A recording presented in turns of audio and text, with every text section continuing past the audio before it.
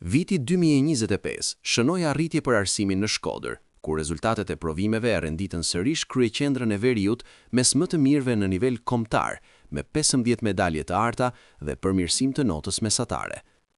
Megjithatë, për drejtuesit e zyrës vendore të arsimit, kjo vazhdimsi nuk duhet ndalur dhe sfidë kryesore për vitin 2026 theksojnë qëndrueshmërinë. Sfidë kryesore parësore është qëndrueshmëria, që të jemi të qëndrueshëm në atë çka kemi realizuar dhe sigurisht pastaj vazhdojmë të kemi sfidë kryesore, rritjen e objektivave në këto projekte e kalimit nga njëri nivel në tjetrin dhe veçanërisht në maturën shtetërore, që është shumë e rëndësishme për të gjithë ne, në fakt, qoftë për ne si stafe drejtuese, por edhe për nxënësit dhe familjet, edhe për qytetin dhe për Shqipërinë, në fakt. Siguria në shkolla është një tjetër element kyç përballë ngjarjeve që nuk kanë munguar në këto institucione mes adoleshentëve. Kadia thekson se edhe për këtë vit do të ketë rritje të numrit të oficerëve të sigurisë. Gjatë vitit 2025 kemi patur një numër të shtuar oficerësh të sigurisë, tashmë kemi edhe 4 institucione të tjera arsimore që mbulohen me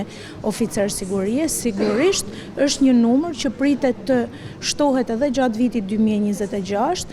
Është një objektiv i realizuar, por është një objektiv që nuk e kemi realizuar vetëm. Ka qenë ministria ajo që është prioritare dhe bashkëpunimi ndërministror që ka qenë prioritar për implementimin dhe shtimin e numrit të oficerëve të sigurisë. Paralelisht, trajnimet e mësuesve janë një tjetër pikë që ndihmon në rritjen e nivelit të arsimit dhe përshtatjen me sfidat e kohës. Edhe nëse një mësues ka edhe një periudhë prej 6 muajsh për të dalë në pension, sigurisht ai do vazhdojë të trajnohet nga Universiteti i Shkodrës.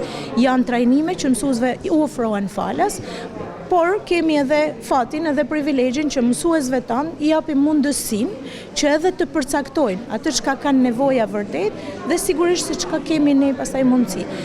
Universiteti i Shkodrës është burimi kryesor i ofrimit të trajnimeve të mësuesve të qarkut të Veriut dhe këtë duhet ta theksojmë.